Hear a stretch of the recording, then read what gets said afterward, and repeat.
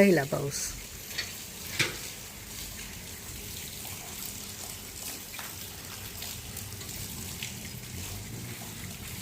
कपडा पूर्ण निघून गेला. हवा आली की पूर्ण कपडे निघतात. एकदा पाऊस सुरू झाला की काढून टाकण्याला लागतात. आभाळ भरपूर आहे.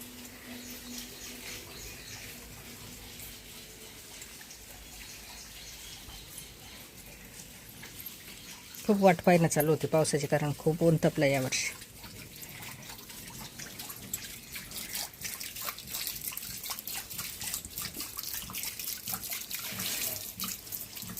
वरचं साफ केलं तर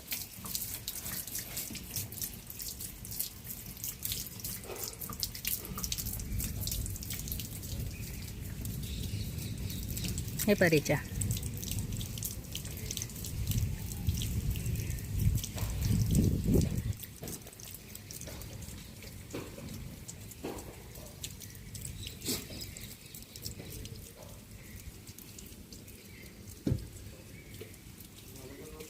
झाडं पण सुकायला लागले होते. पहिला पाऊस झाला आणि त्याच्यानंतर काही सापाच्या वगैरे बिळं असतात, तर त्याच्यामध्ये पाणी गेलं की ते त्या बिळातून बाहेर पडतात आणि अडचणीचे जे ठिकाणं आहेत ते शोधतात. तर पाऊस पडायच्या अगोदर अडचण जी होती, समजा उन्हाळ्यामध्ये झाडाचे पानं वगैरे पडतात ते होतं. त्याच्यानंतर खाली थोडेसे हिरवे त्याला फांदोऱ्या आलेल्या होत्या, त्या पूर्ण काढून टाकल्या. अगोदरच्या दिवशी गच्चीवरची पूर्ण सफाई केली, कारण पावसाचं पाणी तुंबलं की त्याच्यामध्ये पण खूप मच्छर होतात. तर ते अगोदर केलं आणि त्याच्यानंतर सकाळीच कामं होतात हे शिल्लकचे. तर त्यांचं चालू होतं, ते कपडे वगैरे ते तुटलेले होते ते सोडायचं. आणि माझं हे पूर्ण झाडाचे जे खालचे पानं होते हिरवे, त्याच्यानंतर झाडांच्या खाली जी अडचण होती ती पण पूर्ण काढून टाकली. आता बऱ्याच ताईंना असं वाटेल की पावसाळा सुरू झाला कीच का बरं हे पानं काढून राहिल्या. रोज उन्हाळ्यामध्ये पण काढून टाकायला पाहिजे होते, पण उन्हाळ्यामध्ये हे जे पानं आहे झाडाचे, हे झाडाच्या जे माती आहे मातीवर राहू द्यायचे, कारण त्याच्यामुळे जी कोरडी जमीन व्हायची जी हे असते, समजा झाडाला खूप पाणी द्यावं लागतं उन्हाळ्यामध्ये, आणि हे पानं वगैरे असले की ती माती आहे माती लवकर सुकत नाही. तर उन्हाळ्यामध्ये आणि खत पण थोडंफार तयार होतं. तर उन्हाळ्यामध्ये जे काही पानं पडतात उन्हाळाभर, हिवाळ्यामध्ये पण बऱ्याच वेळा ठेवत असते मी, कारण त्याचं खत होतं. आणि फक्त पावसाळा सुरू झाला आणि पाऊस पडायला आता सुरुवात होणारच आहे, तर पावसाळ्यामध्येच थोडंसं इचुकाट्याची भीती वाटते. तर तेव्हा मग मी हे पूर्ण क्लीन करत असते. एरवी उन्हाळा होता तोपर्यंत अजिबात काढलं नाही, कारण मातीवरचा तो पानाचा थर काढून घेतला की माती खूप लवकर कोरडी होते आणि झाडांनाही थोडासा पाण्याचं जास्त हे होतं, आणि ती माती पूर्ण भुसभुशीत करून घेते. पाणी त्याच्यामध्ये चांगलं मुरलं पाहिजे म्हणून.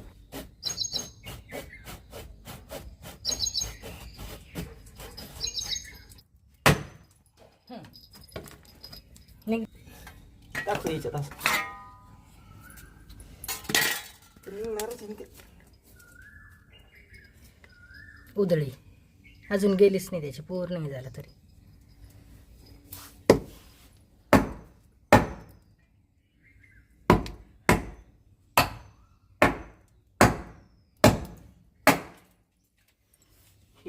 तो किडा हा आहे, तो मिरगाचा किडा काय का? कोणता? नाही हो, तो मिरगाचा आहे. त्याच्यावर कुंकू टाकणं लागेल. याच्यातून निघाला बंधून. मिरगाचा किडा हा असा असतो.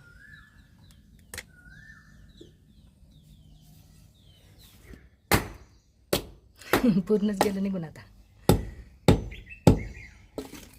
मिरगाचा किडा दिसला त्याच्यावर कुंकू टाकतात जुन्या बाया, सर्वच टाकतात.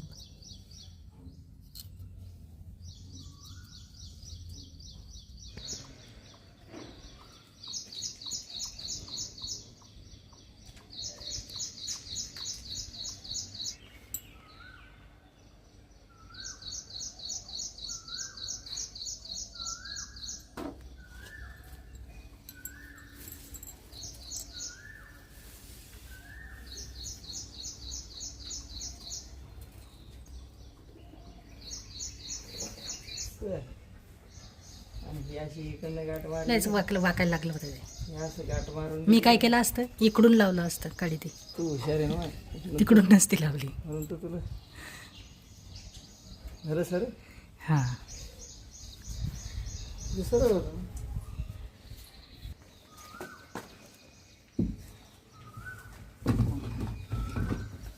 आता बाहेरचे कामं एकदा करायला लागले की वेळ कसा जातो अजिबात समजत नाही. अगोदरच्या दिवशी जेव्हा वरचे कामं केले तेव्हाही 11 11:30 वाजले होते. सकाळपासून दोघंही कंटिन्यू चालू होतो. कारण बरंच आपल्याला असं वाटतं की काही नाही, पण एकदा का काम काढलं की खूप एकाने एक बरंच काम निघत जातं आणि असं वाटतं की सगळं जिथल्या तिथं व्यवस्थित ठेवलं की मग टेन्शन नाही. आताही काही कुंड्या ठेवल्या वर, काही ज्या झाडांना खरंच अजिबात ऊन जास्त पाहिजे नाही, काही झाडं असे आहेत ते नाही ठेवले अजून, पण काही कुंड्या ठेवल्या अशावर जिथे पावसाचं पाणी वगैरे लागेल तसं. आणि त्याच्यानंतर स्वयंपाकाची तयारी. तर स्वयंपाकामध्ये दुधी भोपळा कढीमधला करणार आहे. अगोदर 1-2 वेळा टाकलेली आहे रेसिपी मी, पण म्हटलं करावी थोडेसे शूट, ज्या नवीन असतात त्यांना माहितीसाठी. तर तेल टाकलं, मोहरी टाकली, जिरे टाकले आणि त्याच्यानंतर लसूण कट करूनच टाकत असते मी, अशी पेस्ट करून मला आवडतच नाही. त्याच्यामुळे कट केलेलाच लसूण तुम्हाला जास्त दिसतो. तुम्हाला जर आवडत असेल तर पेस्ट टाकली तरीही चालते करून. लाल मिरची पावडर टाकली आणि हा भोपळा चिरून ठेवलेला बारीक तो टाकला. चिरताना त्याची जी साल आहे ती मी काढते. बऱ्याच ताईंच्या कमेंट होत्या मला मागे की साल नका काढा जाऊ ताई, पण ते बिना सालीचं केलं तर चव अशी वेगळीच लागली, त्याची सवय नाही, त्याच्यामुळे साल काढूनच करते मी करायची असले की. तर साल काढून त्यातलं मधलं वगैरे सर्व काढून बारीक चिरून घेतला आणि त्याच्यानंतर त्याची कमी गॅसवर तो आता शिजत आहे. तोपर्यंत इकडे ताक एका भांड्यामध्ये जेवढं लागण कढीसाठी तेवढं काढून घेतलं, बाकीचं दुसऱ्या भांड्यामध्ये ठेवलं आणि त्याच्यामध्ये हळद, मीठ, थोडीशी साखर, जे आपण कढीसाठी करतो त्या पद्धतीचंच बेसन वगैरे टाकून पूर्ण करून घ्यायचं. आणि कढीपत्त्याचं झाड आहे अंगणामध्ये, पण तरी पण भाजी करायच्या वेळेस नंतर आठवण आली की आपण कढीपत्ता आणलाच नाही भाजी पूर्ण शिजल्यानंतर. तर कढीपत्ता असला तुमच्याकडे तर तोही टाकू शकता फोडणीमध्ये. बेसन टाकताना कमीच टाकायचं, कारण ही घट्ट कढी झाली की ती अशी बेसनासारखीच चव लागते त्याची, त्याच्यामुळे बेसन कमीच टाकत असते मी.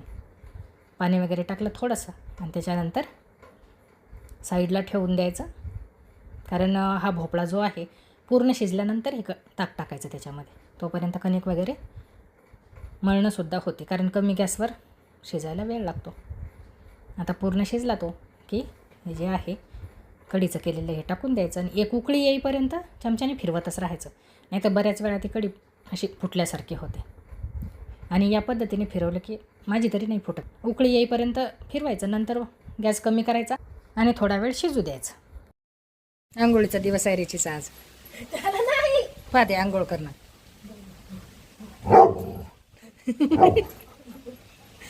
आंघोळ झाल्यावरचे नखरे चालू आहे आता.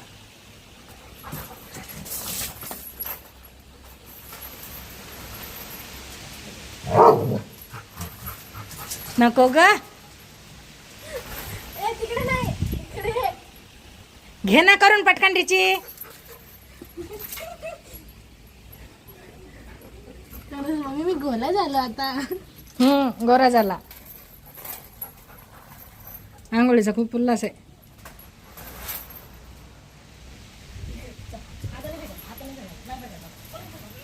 खेळायसाठी. फेक म्हणतो तो, फेक म्हणतो.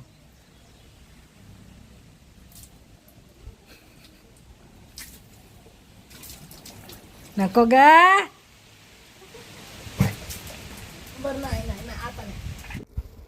बेसिनमध्ये भांडे घासल्यानंतर खाली पूर्ण असं पाणी सांडलं की ओलं ओलं होतं. तिथे पायदान वगैरे टाकून पाहिलं मी, पण त्या पायदानाला काही वेळा असं होतं की त्याचीच धूळ खाली पूर्ण फरशीवर होऊन जाते. तर श्रेयाचा हा जीन्स पॅन्ट होता आणि याला छान अशी डिझाईन आहे. तर ती डिझाईन पुरतंच, जेवढी डिझाईन आहे तेवढंच पूर्ण कट केला आणि दोन्ही पायावरची डिझाईन जोडून घेतली. त्याच्यानंतर त्याला या साईडनं असं जोडून पाहिलं, पण ही मशीन अशी या पद्धतीची होती, जाड कपड्यावर. ही मशीन जाड कपड्यावर नाही चालत जास्त, आणि कपडा काढला की व्यवस्थित होते, त्याच्यामुळे जाडीच्यावर काही मग चालवली नाही, जी मध्ये चालवायची होती मला तर ती काही टीप टाकली नाही. त्याच्यानंतर साडीमध्ये हा या पद्धतीचा फोम आलेला असतोच घरामध्ये, तर तो मध्ये लावून घेतला, बरोबर जोडून घेतला. त्याच्यानंतर शिल्लकचं जे होतं ते कट करून टाकलं. पाय पुसण्यासाठी असं नरम नरम छान होतं तिथं. खालची धूळ पण धुवायला पण सोपं आहे. थोडासा खराब झाला की लगेच धुता येतो. आणि दुसरे जे उरलेला कपडा होता त्याचा खालच्या साईडनं लावून या पद्धतीने कट केलं. भांडे घासल्यानंतर जे पाणी पडतं ते पुसायला छान आहे. रिची, ए रिची, काय पाहिजे? हां,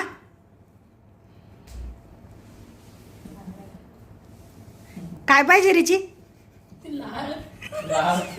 एक आंबा खाल्ला ना? एक खाल्ला ना? आ ती लाल या साईडने लाल दिसती. अय रिची, काय पाहिजे बाळा? काय द्यायचं तुला? हां रिची,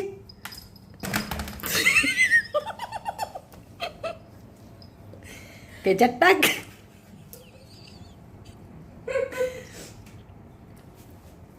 हे पली हे खाईल त्यानं. हे बा याच्या आधी पण चमचा चमच्यानं टाकलं ते खाणं झालं. रिची, एक आंबा स्पेशल खाल्ला तू तरी.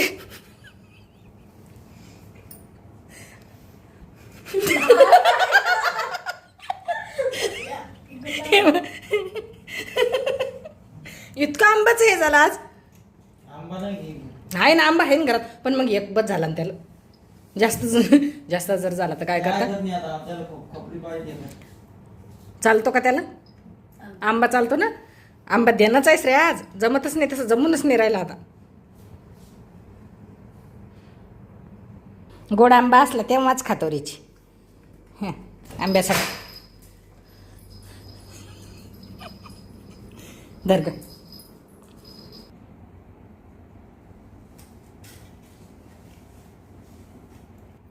टाक म्हणा याच्यात. तू आपल्याला टाक म्हणा माझ्या. टाक म्हणा लवकर आता.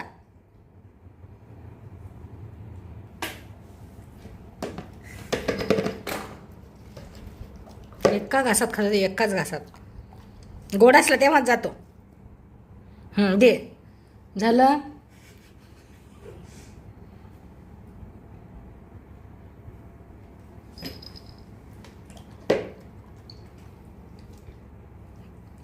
बस झालं ना? बस संपला आता. संप. ए रिची, संपला. झालं, बस झालं. आता नाही पाहिजे का तुला? आंबा पाहिजे? मागतील मग. दे म्हणा लवकर. दे म्हणा लवकर. कधी टाकतील कधी नाही, कधी टाकतील कधी नाही. पप्पाला म्हणा टाकायला लावा तिला. सगळं लक्ष त्या आंब्यावर आहे.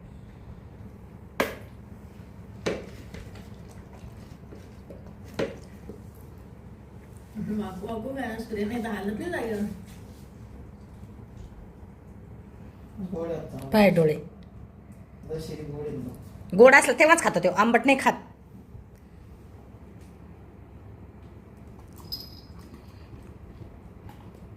संपला आता. 2 आंबे झाले आज. नाही तर नाही, काहीच नाही. नाही तर नाही, लगे 2 खाल्ले.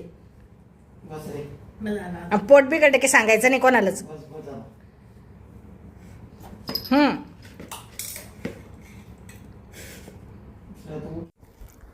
त्याच्यानंतर काहीतरी असा उन्हाळा म्हटलं की आता दुपारी थंडगार काहीतरी प्यावंसं वाटतं. तर त्यासाठी श्रेयाने असा छानसा शेक तयार केला. तर त्यासाठी तिचं सगळं असं मोजून प्रत्येक पदार्थ जर करायचा असला तिचा, चहा असो काही असो, असा अंदाजे काहीच नसतं. सर्व प्रत्येक पदार्थ हा मोजूनच टाकला गेला पाहिजे. त्याच्यासाठी मिक्सरमध्ये तिनं जे काही लागेल जेवढं मोजून दूध आणि त्याच्यानंतर त्याच्यामध्ये साखर किती लागते काय लागते आणि रोज तीच करते. हे मी नाही करत. बर्फ निघत नव्हतं तर बर्फ काढून दिलं मी. या फ्रीजला बर्फाचं काढायचं असलं की थोडासा झटका द्यावा लागतो, त्याच्यानंतरच बर्फ ते खाली पडतं.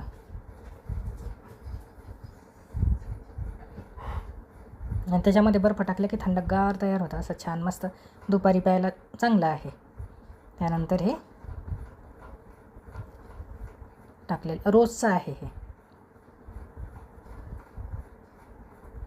केकसाठी पण वापरतात, बऱ्याच याच्यासाठी उपयोग होता याचा.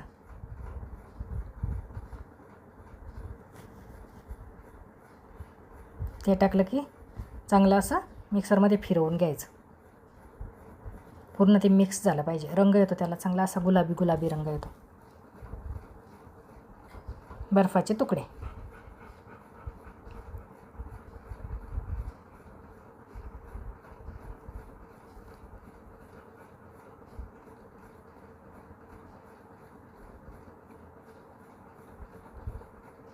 चांगलं फिरवून घ्यायचं. माझं मिक्सरचे भांडे पूर्ण तिन्ही भांडे खराब झाले. हे भांडं तर जे ते हँडल आहे तिथून बरोबर ते काही फिरवायला लागलं की तिथून बाहेर पडतं. असं कोरडं वगैरे असलं की नाही पडत, पण असं पातळ जर एखादा पदार्थ केला की तो पूर्ण त्याच्यातून बाहेर येतो. तीनही भांडे बदलावे लागणार आहे त्याचे. आता मिक्सर छान निघालं. हे बरेच वर्ष झाले मिक्सरला, पण आता भांडे खूप खराब झाले. तर तो शेक पूर्ण फिरवेपर्यंत इकडे बरंच निघालं. ते कपडा ठेवला मी तिथे शेवटी एक, त्याच्यावरती बरोबर थेंब पडत होते. नाही तर चिकट कारण साखर आहे त्याच्यामध्ये, आणि या दिवसामध्ये तेव्हाच मुंग्या लागतात. पूर्ण तयार झाला की असा वर छान असा फेस येतो. साय पण होती आणि त्याच्यामुळे तो असा फेस आल्यासारखा होता, आईस्क्रीमसारखा. हा जर एकच दमात टाकलं तर जे खालचं आहे तेच ग्लासामध्ये जातं आणि फेस मागे राहतो. तर त्याच्यामुळे अगोदर वरचा फेस टाकून घेते ती, आणि त्याच्यानंतरच मग खालचं टाकते. तर घट्टपणा बऱ्यापैकी येतो त्याला, म्हणजे असं घट्ट वाटतं. ते साधं दूधच टाकलेलं आहे, पण ते मिक्सरमध्ये फिरवल्यानंतर त्याला थोडासा घट्टपणा येतो. तर ग्लासामध्ये पण बर्फाचे तुकडे टाकले आणि त्याच्यानंतर जो वरचा फेस होता तो अगोदर टाकून घेतला.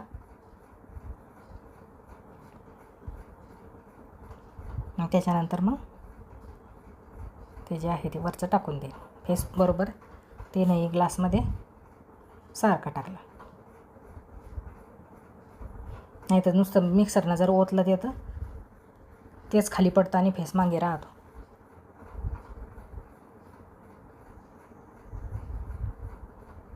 छान असं गुलाबी रंग येतो. दिसायला पण छान लागतं आणि चवीला खूप चांगलं लागतं. थंडगार असं बाहेरचं घेतल्यापेक्षा घरी केलेलं केव्हाही चांगलं. मसाला करणं सुरू आहे. मसाल्याच्या बऱ्याच कमेंट आहे. बऱ्याच ताईंना एसवार मसालाही पाहिजे, साधा मसाला पण पाहिजे म्हणतात त्या. पण इथे काही जास्त कुरिअरची अशी खूप काही हे नाही आहे. साड्यांचंही तसंच झालं होतं, त्याच्यामुळे मी ते साड्यांचं बंद केलं. कुरिअर म्हटलं म्हणजे 200 रुपये. आता त्यांनी विचारलं की जर समजा अर्धा पाव 1 पाव जर मसाला वगैरे काही असं द्यायचं असेल तर कुरिअर किती पडेल. ते म्हणत 100 ग्रॅम द्या की 1 किलो द्या, 150-200 रुपये, जसं गाव पाहून तसं. आता सांगा 50 रुपयाचा 50-60 रुपयाचा मसाला आणि 150 नाही तर 200 रुपये त्याला कुरिअर चार्ज. त्याच्यामुळे ते काही परवडणं शक्य नाही. तर मसाला काही पाठवणार नाही मी. गव्हाच्या कुरड्याचं पण तसंच झालं. 1 किलोच्या कुरड्या असल्या तरी पण 150 रुपये, गावात जास्त असलं 200 रुपये, काही ठिकाणी तर 300-350 रुपये द्यावे लागले. आणि त्याच्याचमुळे ते असं परवडण्यासारखं नाही. तर मसाला काही सध्या तरी पाठवणार नाही आम्ही. चालू आहे असं एखादं मेशोवर किंवा फ्लिपकार्टवर टाकायचा विचार चालू आहे. तिथे जर शक्य झालं तर लिंक देऊन टाकेन मी, तर तुम्ही तिथून घेऊ शकता. पण आता एसवार मसाला समजा सुरुवातीला जर कोणाला घ्यायचा असला तर 100 ग्रॅम, 1 पाव, जास्तीत जास्त 1 पाव घेईल किंवा अर्धा पाव 1 पाव. 1 किलो तर कोणी घेणार नाही. आणि 1 किलो द्या की 1 पाव द्या की 100 ग्रॅम द्या, पैसे त्या मसाल्याच्या दुप्पटनं तिप्पटनं पैसे चालले. त्याच्यामुळे तर सध्या तरी कॅन्सल आहे एसवार मसाला पाठवायचं. तर मी जशी रेसिपी सांगितलेली आहे त्या पद्धतीने तुम्ही करू शकता घरी. पाहू शक्य झालं तर मेशोवर किंवा फ्लिपकार्टवर जर टाकलं तर लिंक देईनच मी तुम्हाला. तर आता हे पण चक्कीमध्ये पहिले मी मागच्या वर्षी दळला होता, तर पहिले 5 नंबर लिहिलेला आहे त्या चक्कीवर. तर 5 नंबर च्या चाळणीवर दळला, त्याच्यानंतर परत 2 नंबरच्या याच्यावर दळला. म्हटलं यावर्षी आपण 2 नंबरच्या चिच्यावर दळावा, तर शक्य नाही झालं. ते परत काढलं, ते परत 5 नंबरची चाळणी लावली. आता जाडसर भरड होते 5 नंबरच्या याच्यावर. आणि त्याच्यानंतर मग परत आता 2 नंबरची किंवा 3 नंबरची ज्या पद्धतीने लागेल आपल्याला समजतंच किती बारीक पाहिजे, तर त्याच्यानुसार ती चाळणी बदलून परत एकदा ते काढावं लागेल. तर सुरुवातीला मसाला लावला आणि त्याच्यानंतर मग एसवर मसाला. तर मिरच्या याच्यामध्ये दोन्ही याच्यामध्ये टाकायच्या बाकी आहे, कारण चक्कीमध्ये मिरच्या काढणं शक्य नाही. तर मिरच्या आता भाजून थोड्याशा, त्याच्यानंतर मिक्सरमध्ये ते बारीक करून दोन्हीमध्ये टाकून दे. तर मिरच्या नाही आणि या स्वरामध्ये हळकुंड पण मी टाकले नाही, कारण हळकुंड नव्हते घरामध्ये. तर हळदच टाकेल नंतर, पूर्ण दळणं वगैरे झाल्यानंतर. तर हळकुंड जर असले तुमच्याकडे तर हळकुंड टाकायचे, नाहीतर मग हळद. आता हळकुंड नाही तर मग हळद टाकणार आहे. तर हे झालं, आता थोडंसं गच्ची पूर्ण अगोदर सफाई केली, कारण पाऊस यायची शक्यता होतीच. आणि तसंच झालं, गच्चीची साफसफाई झाली पूर्ण. जे भंगार होतं ते सर्व काढून घेतलं. थोडाफार बरंच जमा होतंच. इकडे सायकली होत्या आणि इकडे पाणी आहे, हे पाईप आहे, तिकडे लावून टाकल्या सगळ्या.